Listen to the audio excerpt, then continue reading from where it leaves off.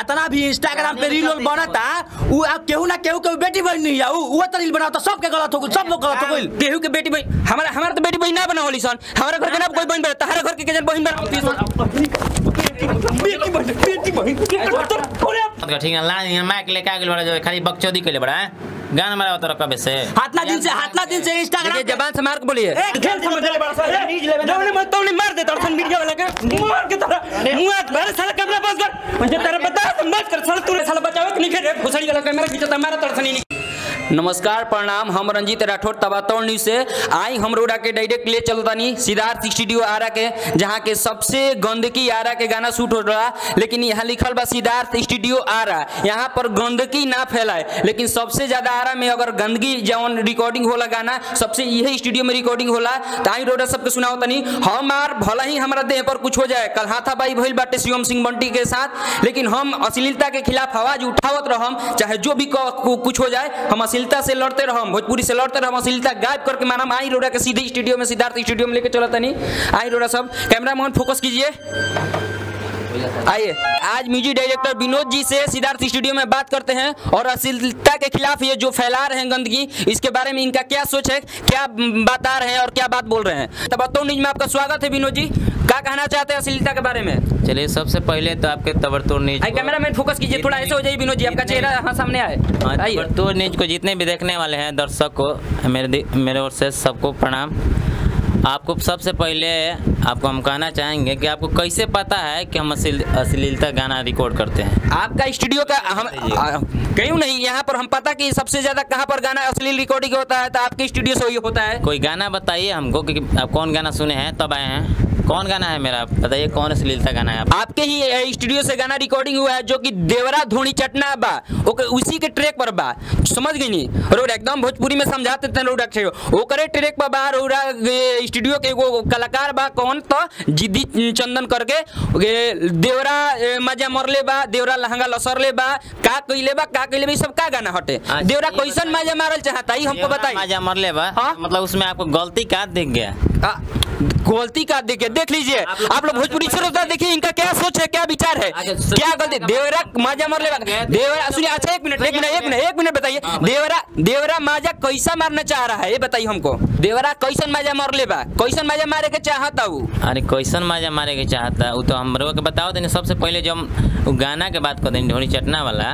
और वो सब जे भी न्यूज वाला सुनते मेन वही टॉपिक लेके आओ तनिया और उसमें का हो गया बताई पहल का नंबर की देखिए हमारे गाना पहले हमारे एगो प्रिय मित्र बान राइटर जी PKRN जी गाना के लिख ले और वह सब उनका के इतना टॉर्चर करनी जा कि मर के कगार पर ऐसा गंभीर हाल हो गया हम क्या बताई ओकर जिम्मेवारी के बा बताई रुआ सब नहीं जाता के भुगतान करी और वह समय फिर हमारा कहते मान मोटिवेट करते मान ली हमारा कुछ हो जाता ये सब का ये सब लगा कर बोल रहे हैं कि अश्लील नहीं है कौन अश्लील नहीं है। एक मिनट आप बात कर रहे हैं अश्लीलता की ठीक तो आप मदन राय गोपाल राय भरत शर्मा विष्णु ओझा ये सब भी कलाकार हैं उनके भी आज भी गाने आ रहे हैं आप कितने बार प्रमोट करने गए हैं कितने बार और बताते हैं और एक बात अश्लील गाने पर आपको बहुत अश्लील का बुखार चढ़ा हुआ है ना पवन सिंह रितेश पांडे और बाकी जितने भी बहुत सारे स्टार हैं हम किनका नाम ले देखिए अब आपको हम लिस्ट गिनवाते हैं आप बहुत तेज बनते हैं ना आपको समझाते हैं गिनवाइए। पवन सिंह के पास एक बार भी माइक लेकर सटाइएगा नहीं बिकॉज आप में उतना हिम्मत नहीं है आप में उतना गट्स नहीं हम नहीं हम डरते नहीं है हम अश्लीलता से लड़ते हैं और लड़ते रहेंगे चाहे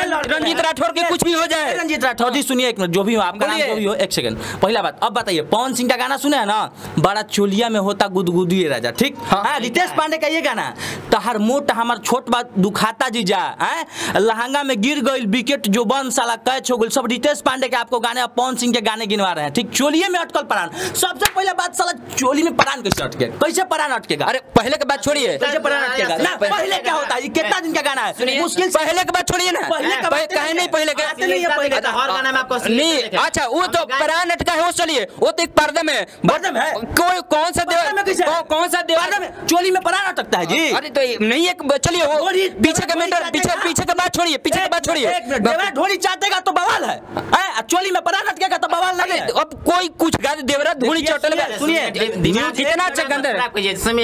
अच्छा आप कभी भाभी के ढोली चाटे हैं? ठीक नहीं चाटे हैं, ठीक। आप बोलते हैं, आप अभी बोले हैं कि भाभी माँ समान होते हैं, सब लोग बोलते हैं, बहुत नीच वाले से हम सुने भी हैं, भाभी माँ समान होती है, ठीक। आप भी मानते हैं भाभी समान होती है? भाभी माँ समान होती है, मानते हैं आप भाभी को? हाँ भाभी माँ समान होती है, ठीक। अब बताइए, जैसे ही होली का सीजन आता है आप गाते हैं कि भौजी रोवस दिनों राती हो फिचकारी खाती ना, देवरा चोली फरले बा, देवरा रंग डलले बा, कुछ भी गाने आते हैं। भौजी खोला ना केवड़िया तनी चोली में डाले दो, गाने बहुत सारे आते हैं। होली में मस्ती में थोड़ा चल जाए। भौजी जब माँ भी समान है, भौजी जब माँ समान है तो भौजी ने चोली में रंग डालिएगा, आलोक कुमार का गाना डालिएगा।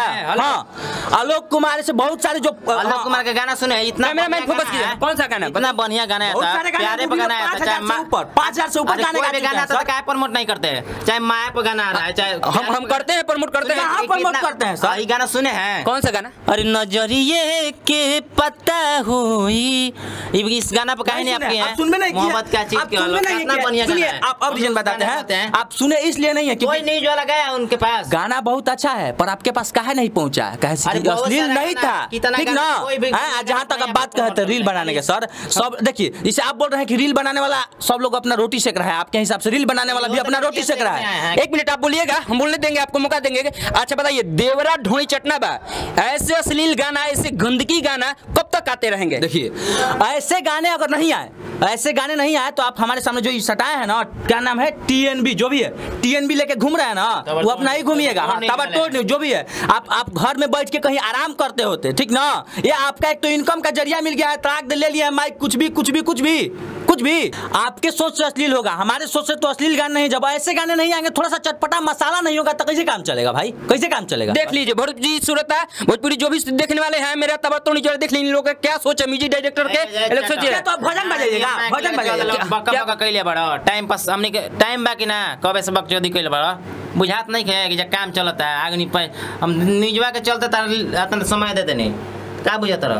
अजीत, आखिर अजीत जी ये कब तक अश्लीलता चलता रही? रे बताई तनी। अरे हमारा माथा खराब होता यार, हमारा माथा एकदम खराब होता। तू कहो समझाओ कुछ, हमारा माथा एकदम ये जे टाइम पास मत कर, ठीक है? लाइन माइक लेके आगे बड़ा, जो खाली बकचोदी के लिए बड़ा है, गाना मारा होता रहा कबे से, हाथना दिन से इंस्टाग्राम जबान से मार के बोलिए। हम रिपोर्टिंग कर रहे हैं, हम तो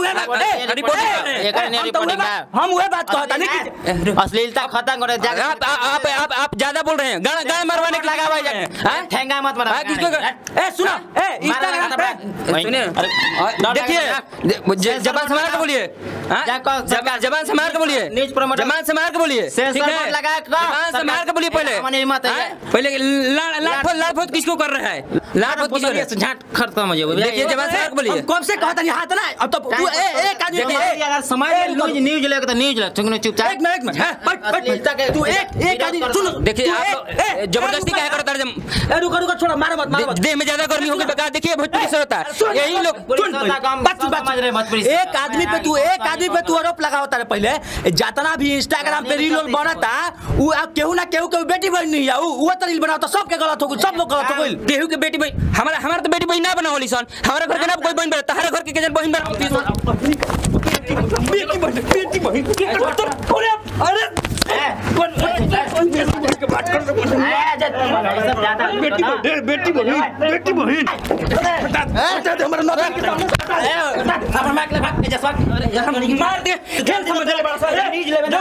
मार दे तड़सन मीडिया वाला के मार के तरह मुंह मेरे साला कैमरा बंद कर, मुझे तेरा बता मत कर साला, तूने साला बचाओ कि नहीं? घुसड़ी वाला कैमरा खींचता मारा तड़सन ही।